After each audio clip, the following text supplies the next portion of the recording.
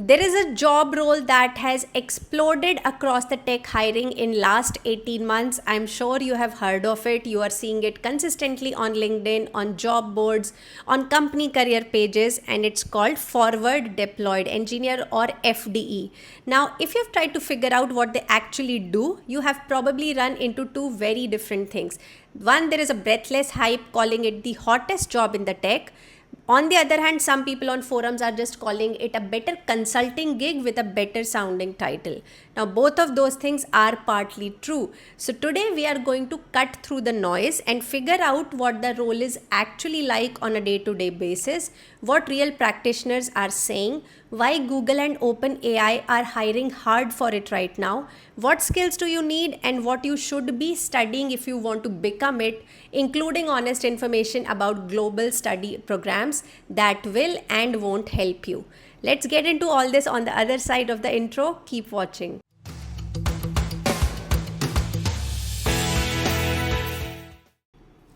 Hey guys, welcome back to the channel. This is Nistha from Scholar Strategy and 24 North Star. Today we are talking about the most exciting job opening in the world of tech right now, which is the forward deployed engineers. And let's get started immediately with what is FDE role, what is forward deployed engineering all about.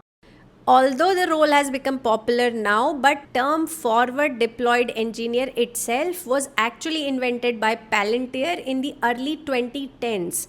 The idea was that their enterprise clients like governments, hospitals, big banks, they have messy, complex real-world environments that no product demo ever works properly for.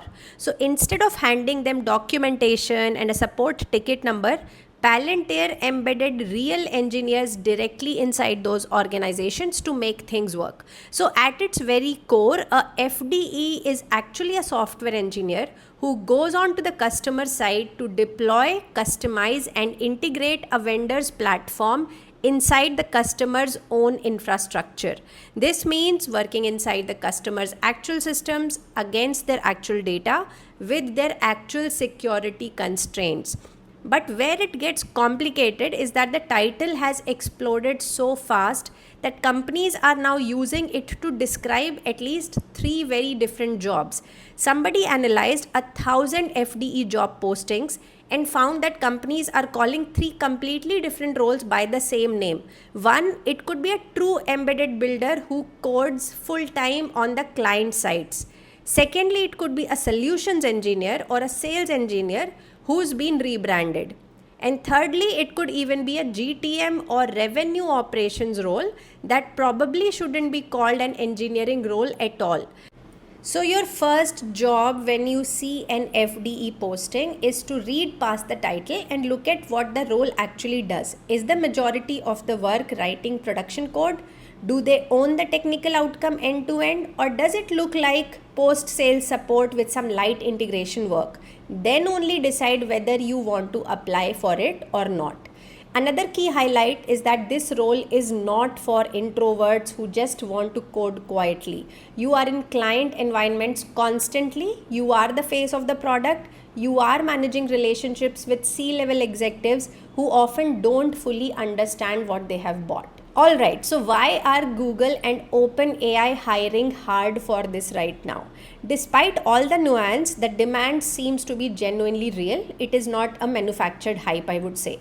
In May 2026, Google Cloud CEO publicly called for engineers to join what he described as the center of the agentic era. Google has posted 59 FDE roles simultaneously across the US and internationally in London, Paris, Hong Kong, etc. Base salaries for entry-level roles in New York and Atlanta are ranging from $127,000 to $183,000. OpenAI has built a whole unit around this model.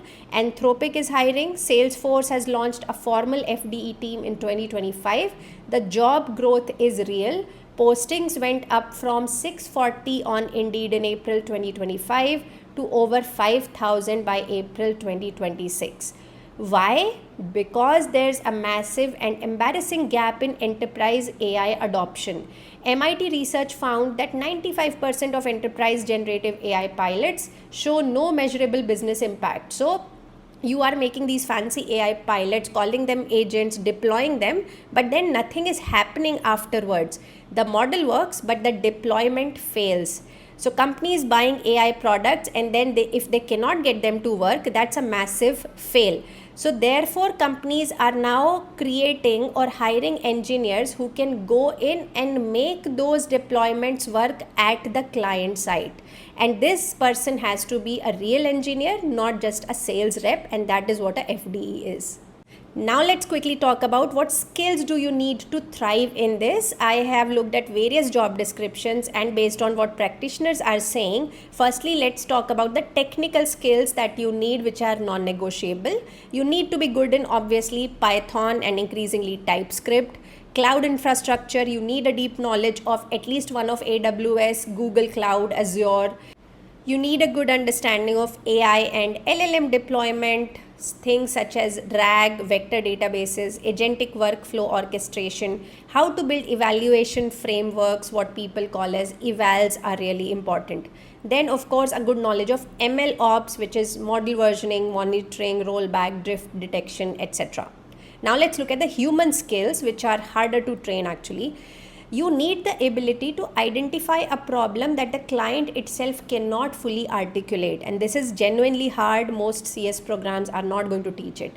You need good technical communication because you need to explain complex architecture to people who are not technical, and you need to do this under pressure in real time in someone else's office. And last but most importantly, tolerance for ambiguity plus the confidence to act anyway. You don't get clear specifications, you often don't have a senior engineer to ask. You need to make a call in real time on the site and make it work. Now, another thing that is genuinely important for global roles would be cultural adaptability. The ability to read a room differently in different countries, to communicate in ways that land across different professional cultures. This is genuinely a skill for FTE work at international companies. As I already mentioned, this is not a role for introverts, this is not a role for everyone. It rewards people who are energized by messy, ambiguous client-facing work. For someone who just likes coding and wants to do focused, deep product engineering, this role can actually be pretty exhausting.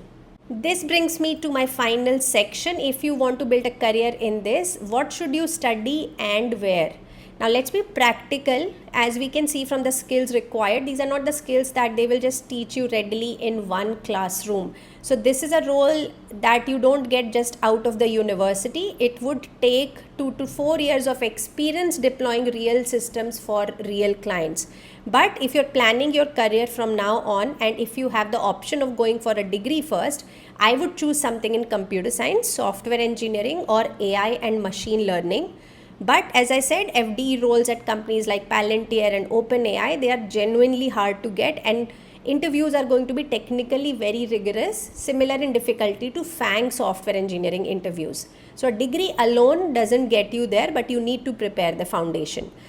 Now, if you're choosing where to study, I would give you a few options. In US, of course, there are many good solid engineering schools like UIUC, Georgia Tech, CMU, Cornell, other Ivy Leagues, etc., which would obviously prepare you fantastically.